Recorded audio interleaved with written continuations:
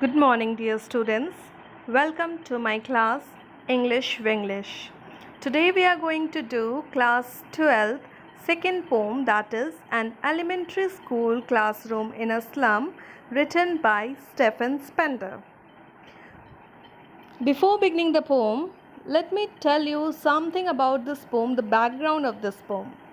The poem describes the social inequality which are prevailing in the society.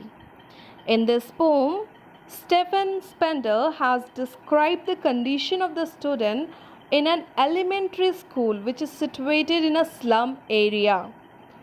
The poet also wants to draw attention of everyone towards this slum kid so that their life can be improved and they may get trained to become a good citizen rather than a criminal.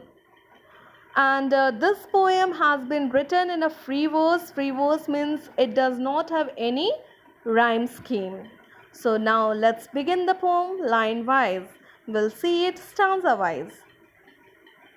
Far, far from gusty waves, this children's faces, like rootless weeds, the hair torn round their pallor, the tall girl with her weighted down head, the paper-seeming boy with rat's eye, the stunned, unlucky hire of twisted bone, reciting a father's grenal disease, his lesson from his desk, at back of the dim class, one unnoted, sweet and young, his eyes live in a dream of squirrel's game in the tree room other than this.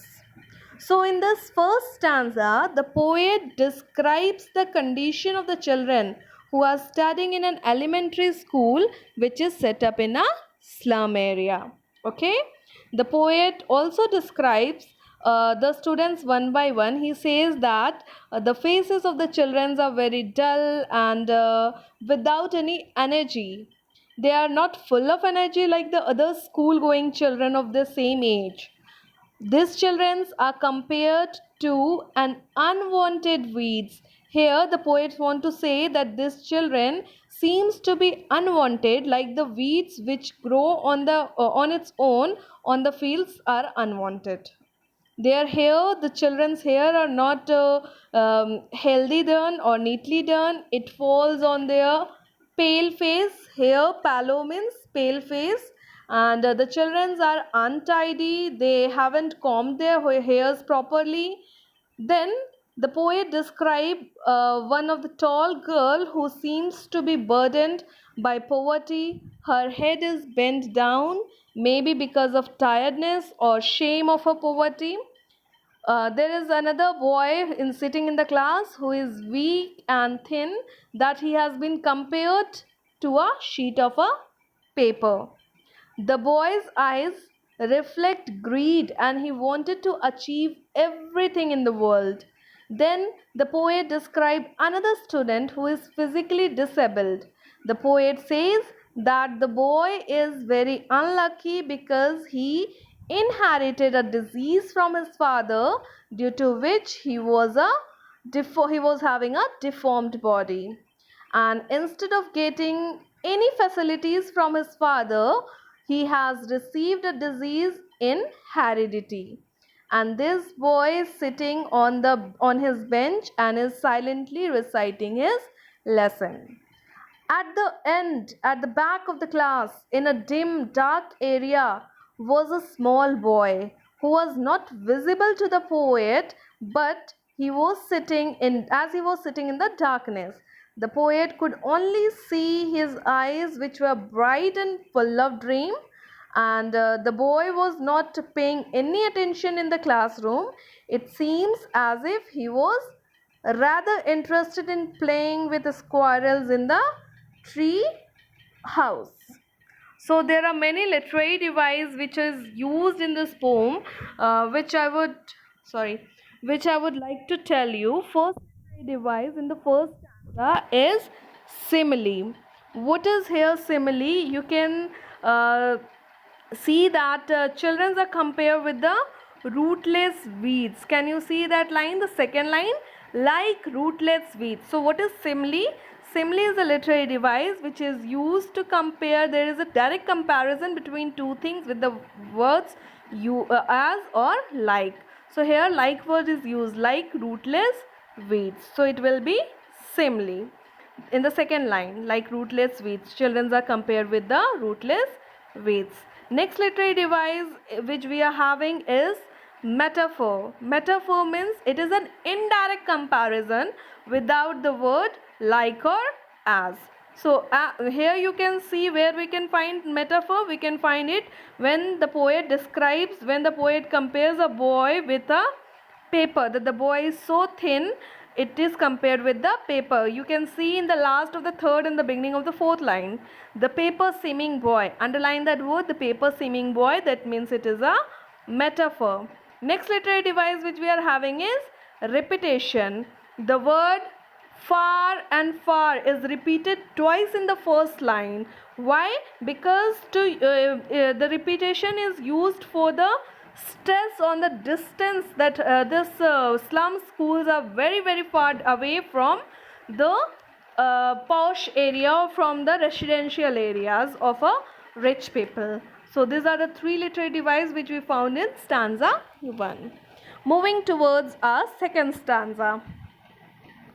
On sour cream walls, donations, Shakespeare's head, cloudless at dawn, civilized dome, riding all cities, belt, flowery, trailers valley, open-handed map, awarding the world its world, and yet, for these children, these windows, not this map, their world, where all the future painted with fog, a narrow street sealed in with a lead sky, far, far from rivers, capes, and stars of worlds. So here in the second stanza, the poet describes the wall of the slum classroom. Okay, this wall are cream in color, like the color of a sour cream. This means that the wall are not clean and they have not been painted for so long.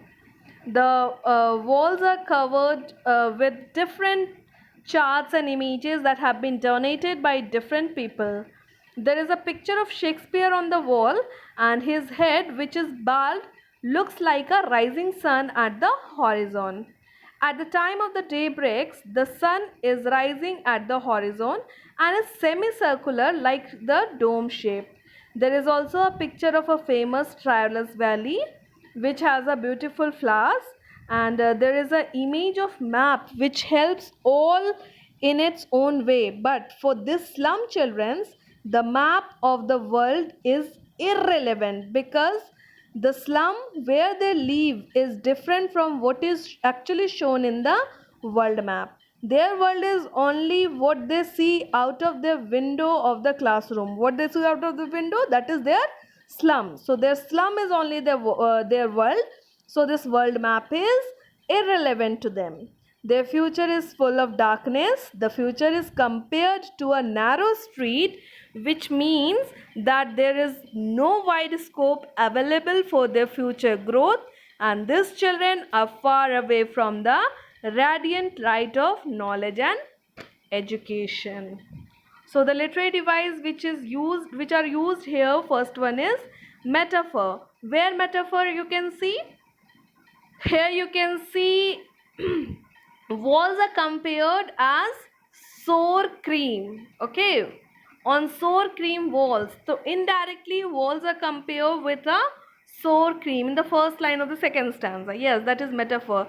One more metaphor which we found is you can see here in the second last line, a narrow street sealed in with a lead sky. So here the future of the kids, the slum kids' future is described as limited. So it is this unless of using limited word, the poet has used the word narrow street. So the future of the kids described as limited, it is indirectly compared with the narrow street.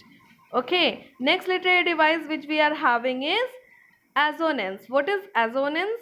Repetition of a consonant sound in a particular line. So as you can see in line number 3, belt, flowery, troilus, valley, open-handed.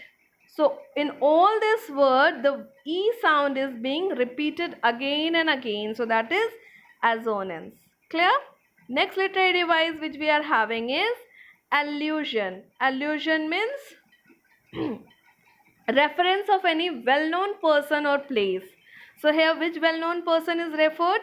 Shakespeare. Shakespeare's head is used now. So Shakespeare is being referred in the poem. So it is allusion. And then one more very well-known place is referred here, that is Tralles Valley. Tralles Valley is a valley in Austria. Okay. So it is also a very well-known place. So allusion means reference of any well-known person or place in a piece of a poem. Next literary device, fourth one is which we are having is repetition. See the last line of the poem again. The word far and far is being repeated. That shows the distance. Again it stresses upon the distance. Clear? Moving with our next stanza, third stanza. Surely Shakespeare is wicked, the map a bad example, with ships and sun and love tempting them to steal, for lives that slyly turns in their cramped holes, from fog to endless night on their sag heap. These children wear skins peeped through by bones and spectacle of steel with mended glass like bottle bits on stones. All of their time and space a foggy slum, so blot their map with slums as big as Dome.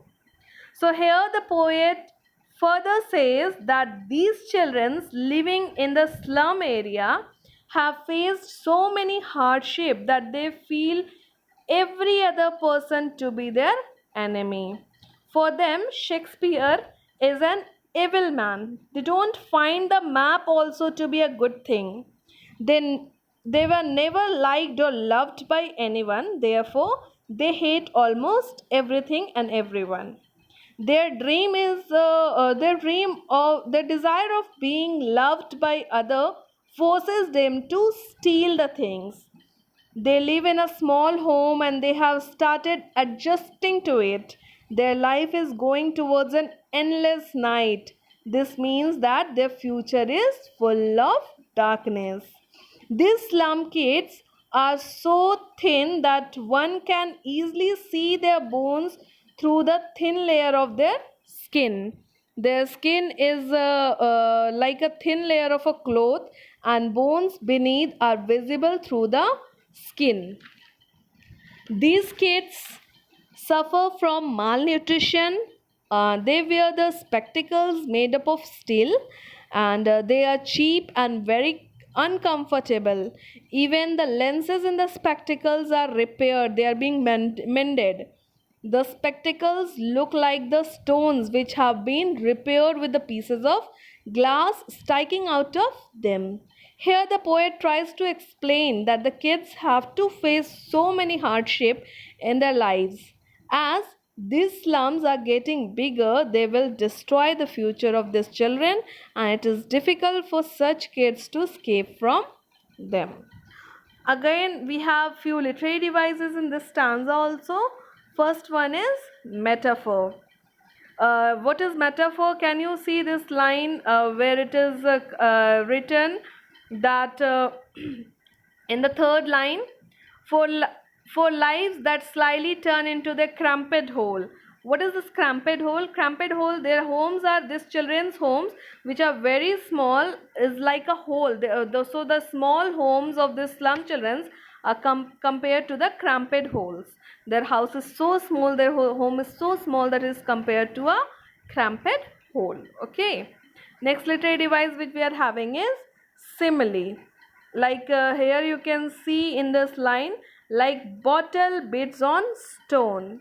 So in the last third line, you can see like bottle bids on stone. So here the poet is comparing the spectacle with a repaired stones. Okay. Next literary device which we are having is alliteration. Alliteration here means repetition of the consonant sound. So which consonant sound is being repeated here? You can see this from fog. Okay, first sound is being repeated again and again. Moving towards our last stanza of the poem. Unless governor, inspector, visitor, this map becomes their window, and these windows that shut upon their lives like catacombs break, oh break, open till they break the town, and show the children to green fields and make their world run azure on gold sands, and let their tongues run naked into books, the white and green leaves open, history theirs whose language is sun. So here poet says at the end that the government and the governing body should take notice of the problem being faced by the slum children. He urges the government body to change the life of these children and make the world map also a reality for them. There is a need to break the restriction which are put on them due to poverty and lack of resources. He also wants the governor, other inspectors and publics to help them in achieving their dream, as this will take them away from the fog to a azure sky. The poet here wants to say that in this way the kids can be taken away from darkness of their present to a very bright future. He wants these kids to experience the sand and the beauty of the nature, as their will lead to the desire of gaining knowledge. They will be uh, they will then go through the white and green leaves. Here white leaves means books and green leaves means nature. This will then result in their progress, and they will be able to paint a bright future for themselves. Here we have only two literary devices used in this stanza.